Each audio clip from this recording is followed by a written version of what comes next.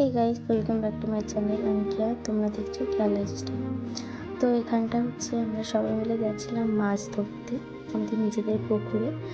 আর এখানটা না আমার জুতো ছিঁড়ে গেছে, সেটাই তোমাদেরকে দেখাচ্ছিলাম।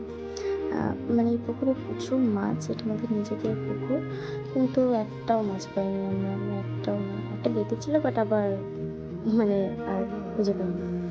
তারপরে আমরা আবার সকালবেলাও আসি মাছ ধরতে, কিন্তু তাও পাই না। আর ওইখানটা হচ্ছে কর্নার দিক একটু উঠছিল যাতে মাছগুলো সব এদিকে চলে আসে। প্রচুর খাবার আছে পুকুরের জন্য, হয়তো তাও খাচ্ছিল না ডুব ফেলার পরেও।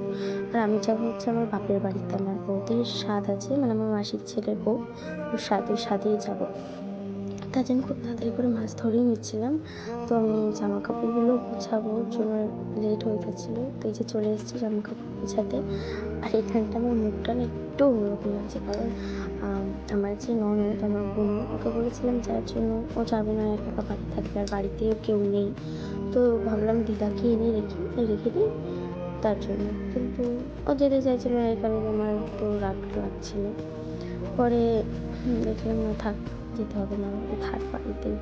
তারপরে এই শাড়িটা আমি নেবো কিনা ভাবছিলাম, একবার ভাঁজও করে ফেলেছি নেওয়ার জন্য। তারপর দেখলাম যে না, আমার ওই বাড়িতে অনেক শাড়ি রাখা আছে, তার জন্য আর নিয়ে খালি ব্যাগ গোছা করে কোনো লাভ নেই। আর আমার বিয়ের আগে অনেক শাড়ি কেনা আছে, ভাবলাম সেগুলোও আনতে হবে। খালি সব জিনিসপত্র নিয়ে গেলে পরে ওগুলো আনতে পারবো না, আমার কষ্ট হয়ে যাবে। তো অবশ্য আমি তো এগুলো পরবো না, আমার ননদকেই বলবো। তারপর ভাবলাম চুড়িদারটা পরে নিই, কিন্তু ওর একটু ভালো লাগে না। দেখো কি বলছে, এটা পরবো না,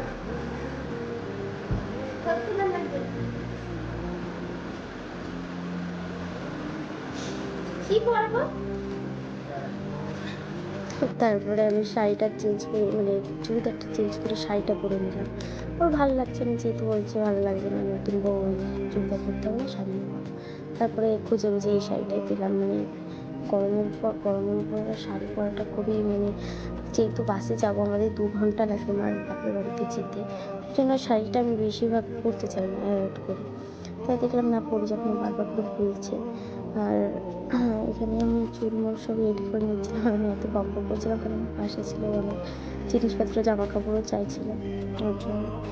আর এখানে আমি লিপস্টিকটাও পরে নিয়েছি। আর আমার তো হেয়ার স্টাইল একটাই, উপরে বেঁধে রাখবো আর নয় হচ্ছে খোপা করো, ওই জন্য। আর ওই যে ও পিছনে রেডি হচ্ছিলো আর আমি ক্যামেরার সামনে রেডি হচ্ছিলাম।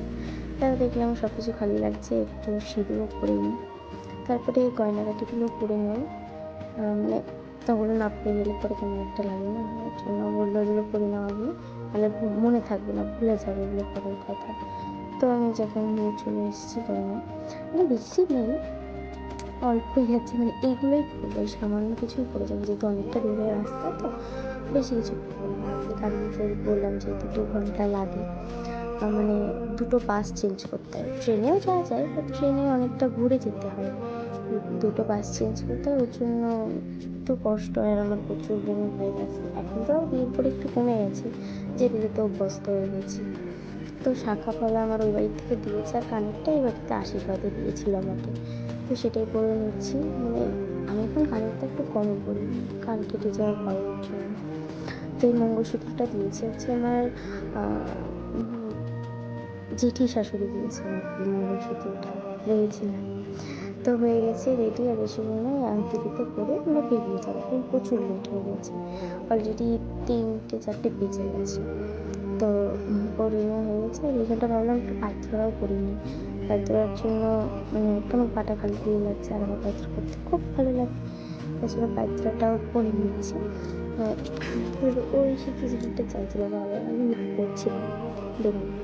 তো হয়ে গেছে, এবার আমরা একটু পরে বেরিয়ে যাবো। আর সেন্টটা কী করে মিস করি বলো, আমার সেন্ট মাখতে খুব ভালো লাগে। এখানে লাস্ট ফিনিশিং একটু জামা কাপড়গুলো দেখে নিচ্ছিলাম, কী কী নিয়েছি না নিয়ে, সব কিছু কিনেছি ওটাই দেখছিলাম। যাওয়ার সময় বাবার বাড়িতে একটা ব্যাগ নিয়েছি, নিয়েছি, কিন্তু আসার সময় 3-4টে ব্যাগ হয়েছে। তারপর দেখলাম গলাটা আরও ফাঁকা লাগছে, ওই জন্য আর একটা মালা পরে নিই। তো যেটা প্রথমে দেখালাম এটাও, আর এই যে এটা দেখছিলাম কোনটা ভালো লাগছে, লাস্টে দেখলাম এটাই ভালো লাগছে। তো তোমরা কমেন্ট করে বলো কোনটা ভালো লাগছে, প্রথমেরটা না লাস্টেরটা। তো এই যে হয়ে গেছে। আর এই যে নাইটি, এটা নিতে হবে, ওখানে গিয়ে তো সবসময় শাড়ি পরেও থাকা যায় না, তো একটা নাইটি নিয়ে নিচ্ছি। আর এই যে আমরা বেরিয়ে গেছি 4 জন, আমার বর আর এই যে আমরা 2 জন। আর আমরা টোটোতে, এখান থেকে টোটোতে যাব আর এখান থেকে বাসে। তো এই যে টোটোতে আমি উঠে গেছি, আমাদের যেতে বেশিক্ষণ লাগবে না। এই যে বাসে উঠেও গেছি। মানে আমার প্রথমে এত বমি পাচ্ছিলো, তার জন্য আমাকে একটা ফ্রুটি আর একটা এটাকে কী বলে মনে পড়ছে না এটাকে কী বলে। তারপরে এই যে রাজবাড়ি দিয়ে যাচ্ছি, এই যে আবার একটা বাস চেঞ্জ করে নিয়েছি, মানে এটা হচ্ছে লাস্ট বাস।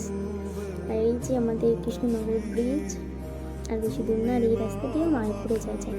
এই যে আমি চলে এসেছি বাড়িতে আমার পর। আর আমরা রাত্রেবেলা লুডো খেলা, মানে লুডো বলছিলাম, ক্রাম বোর্ড খেলছিলাম। এই যে আমার মা, আর এই যে আমার সোনা বাবা। তারপরে সকাল হয়ে গেছে, আমরা যাচ্ছি মাসির বাড়িতে এই 4 জন মিলে। রাস্তায় এই ফুল দেখে আমার কানেরটা হয়ে যাচ্ছিলো, কেমন ভালো তো কেমন লাগছে আমাকে, এত হাসি পাচ্ছিলো রাস্তার মাঝখানে, কী বলবো। এই যে চলে এসেছি মাসির বাড়িতে। তো এরপরে সবাই খুব আনন্দ করেছি। তারপরে মিস একটা ব্লগ নিয়ে চলে আসবো। বাই।